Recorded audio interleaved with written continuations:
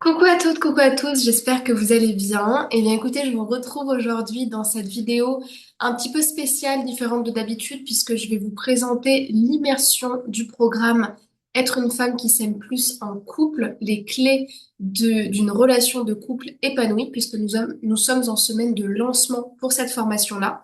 Et j'avais envie de vous présenter justement à quoi ressemble l'interface de ce programme, à quoi est-ce que justement vous aurez accès à vie une fois que vous serez offert ce programme pour moins de 100 euros, puisque c'est sa valeur lors de ce lancement cette semaine-là uniquement.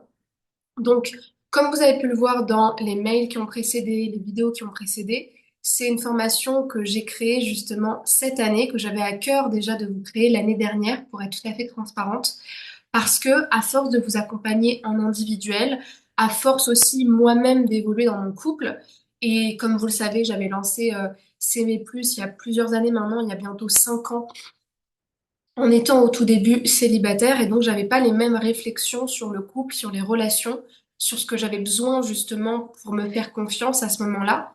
Et je me suis rendu compte que les besoins du couple étaient très différents des besoins que je pouvais vous apporter en individuel, en tout cas juste avec une réflexion de femme célibataire qui a besoin de se protéger des relations. Bien évidemment, ce sont des choses qui sont très importantes, notamment le fait de renforcer l'estime de soi et la sécurité émotionnelle, ça reste toujours une priorité.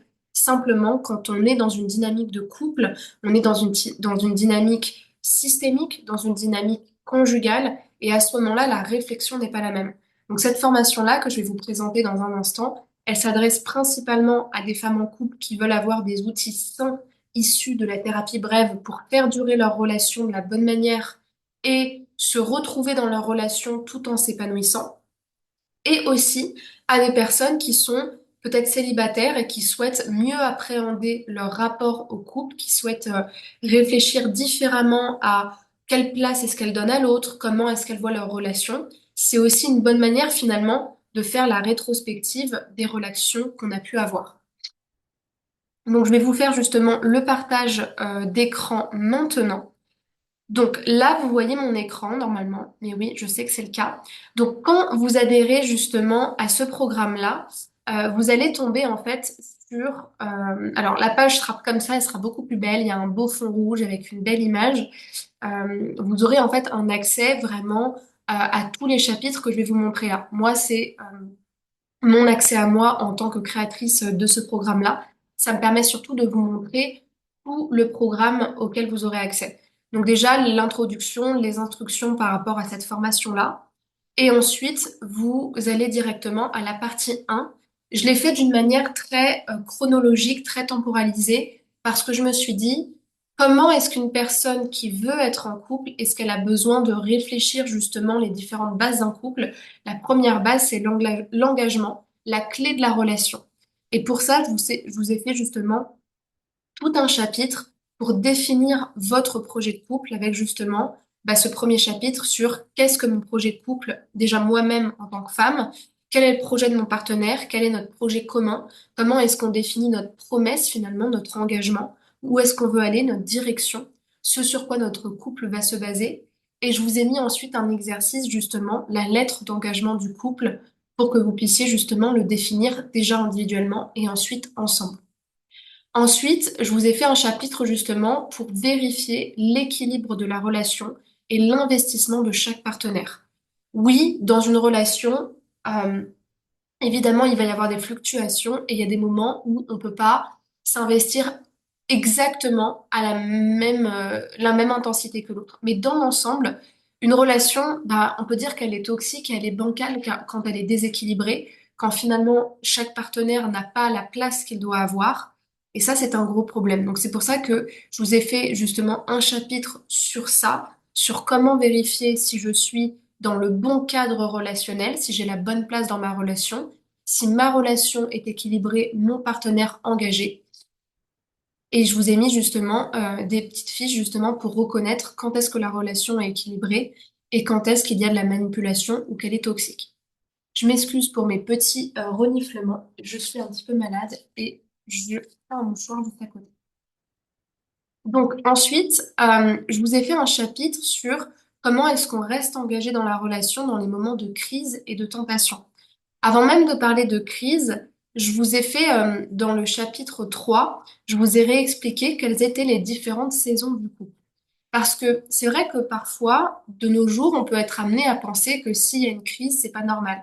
S'il y a des doutes, c'est qu'il y a plus de doutes. S'il y a de la tentation, c'est qu'on n'aime pas vraiment notre partenaire. En fait, ce qu'il faut comprendre, c'est que dans la relation de couple, il y a différentes saisons. On peut pas attendre les mêmes choses de nous-mêmes en étant en couple au début de la relation que quand on commence justement à rentrer dans une période de confrontation, de différenciation et qu'on commence même inconsciemment à confronter en fait la vision qu'on avait de notre partenaire avant et celui ou celle qu'on est vraiment en train de découvrir aujourd'hui. Et à mon sens, le problème dans un couple, c'est pas vraiment d'avoir des crises ou des tentations, mais c'est plutôt de pas y répondre de la bonne manière et de pas comprendre quel est le défi à surmonter pour le couple derrière. Et dans ce chapitre-là, la notion d'engagement est d'autant plus forte. C'est pour ça que je vous ai mis des outils justement pour comprendre quand est-ce qu'il est bon de se laisser, quand est-ce qu'au contraire il faut s'accrocher, comment est-ce qu'on peut utiliser son engagement et son amour au sein de la relation. C'est vraiment très très important parce que même si c'est pas quelque chose que vous connaissez actuellement, vous le connaîtrez forcément à un moment donné, vous aurez vos propres défis, que ce soit en couple ou en individuel, et je trouve que c'est bien de pouvoir le comprendre. Ensuite, il y a la partie 2 qui est axée principalement sur la communication. La communication, moi quand je me suis mise en couple, je pensais pas que c'était très important, honnêtement, je pensais que c'était un truc un peu bateau qu'on disait au couple. En fait, quand la période de séduction elle est passée, quand la période de tout est beau, tout est rose est passée, quand la libido évolue, elle revient, elle part, elle revient, elle part, la seule chose qui vous reste en réalité dans la relation, qui est tout le temps là, c'est la communication. En PNL, on le répète, on ne peut pas ne pas communiquer. Et un des gros problèmes de couple et qui crée de la distance, qui renforce la distance entre les partenaires, qui fait en sorte que finalement on ne se voit plus évoluer ensemble, c'est aussi la communication. La médiocrité de la communication qui évolue pas de la bonne manière, la manière dont on n'arrive pas à exprimer nos besoins du cœur plutôt que des reproches, la manière dont on projette sur l'autre des choses qu'on se reproche à soi-même ou qu'on ne voit pas à l'intérieur de nous-mêmes, sans parler justement de toutes les interprétations fausses qu'on peut faire, les erreurs de pensée qu'on peut faire par rapport à notre partenaire, par rapport à la relation, par rapport à nos attentes. Malheureusement, quand on doute de sa relation, et c'est comme tout dans la vie, on commence à voir flou, on ne sait plus où donner de la tête, et c'est là que justement notre communication peut nous trahir. Donc, les chapitres 1 et 2 sont de très très longs chapitres dans lesquels je me suis vraiment axée sur l'étude de la communication, en me basant surtout sur la communication non violente qui a été développée par Marshall Rosenberg et qui est très utilisée dans les thérapies de couple, pour que vous puissiez justement savoir comment gérer les disputes, comment comprendre et reconsidérer vos erreurs de pensée pour ne pas fragiliser la relation à cause de ça. Ce sont de très gros chapitres qui sont à revoir vraiment longuement. Comme vous pouvez le voir, ils sont très longs. Et d'ailleurs, je ne sais pas si vous avez prêté attention au temps des autres chapitres qui sont aussi très fournis, parce que c'est quelque chose sur lequel il va absolument falloir travailler. C'est toujours quelque chose que les couples rencontrent comme difficulté.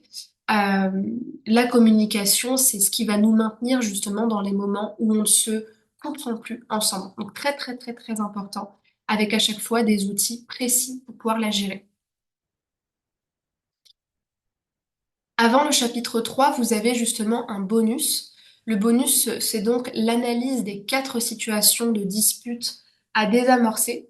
Donc, ce que je vous ai fait, c'est que j'ai pris en fait les 4 situations de dispute qui arrivaient très souvent et en fait, je vous ai montré par A plus B et je vous ai même fait un PDF pour vous montrer concrètement comment utiliser la CNV pour changer justement cette dispute-là et en faire au contraire une force pour la relation.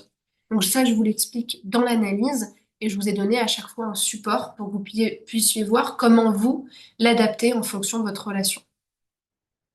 Ensuite, le chapitre 3 traite du développement toxique, moi, ce dont j'ai souvent parlé, la femme fatale qui se place au-dessus de l'homme, toutes ces tendances en fait auxquelles on nous pousse en nous faisant croire que c'est c'est un peu à l'homme de répondre à tous nos besoins dans la relation et qui sont très insidieux parce que c'est bien de vouloir renforcer son estime de soi et se valoriser, mais en fait, dans ce chapitre-là, je vous fais aussi une confidence parce que le problème, c'est que au-delà même de ça, il y a aussi pour moi dedans les femmes, moi ça a été mon cas, qui ont été toutes seules pendant un certain nombre de temps, voire qui n'ont pas été sécurisées par leur famille, qui ont la sensation de toujours devoir compter sur elles-mêmes et qui, sans s'en rendre compte et de manière complètement inconsciente, rejettent en fait leur partenaire et leur couple quand elles sont avec la bonne personne.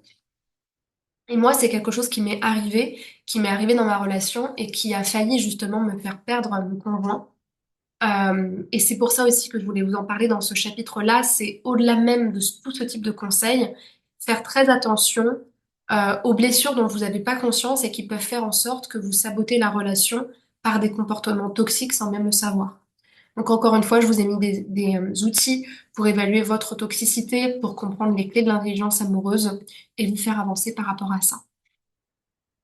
Et dans la troisième partie, vous avez justement toute une partie 3 axée sur les peurs du passé qui sont réactivées par la relation de couple. Ça, c'est quelque chose que vous allez comprendre au fil de la relation, de la formation, pardon, dans la mécanique de la dispute, sur la partie sur la communication notamment. Dans un couple, il y a des blessures qui sont réactivées. C'est pas parce que la blessure, elle est déclenchée par l'autre que l'autre en est le responsable.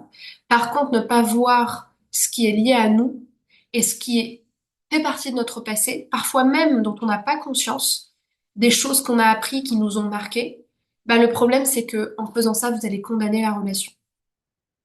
Donc, je vous ai fait justement plusieurs chapitres sur le sujet, avec encore une fois des outils pour pouvoir sortir de ces mécanismes-là, et avec un autre bonus qui est un protocole en fait hypnotique pour aller au-delà de ces peurs, avec justement des questions pour les femmes qui ont tendance à rejeter l'amour, et d'autres protocoles en plus pour s'ouvrir à l'amour, qui ont été développés, en fait, c'est des protocoles qui ont été développés exprès pour cette formation-là.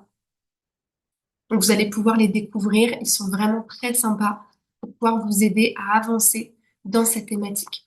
Et à la fin, vous avez un dernier bonus qui est l'interview de coach et de thérapeute de couple. Donc déjà, vous avez l'interview de Salomé Klein sur les défis d'une relation à long terme et comment les surmonter pour évoluer ensemble à travers le temps.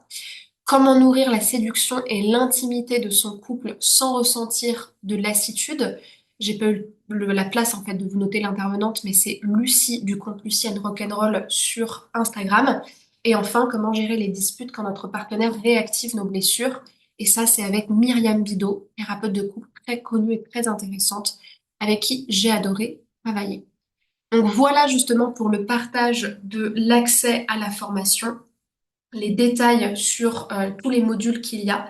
S'il y a la moindre question, mettez-le moi en commentaire ou en réponse au mail que vous recevez pour que je puisse vous répondre. J'espère vraiment que cette formation vous donne envie, que vous allez pouvoir vous la procurer avant Noël, puisque là, elle est à une valeur de moins 100 euros, à 95 euros pour être plus précise.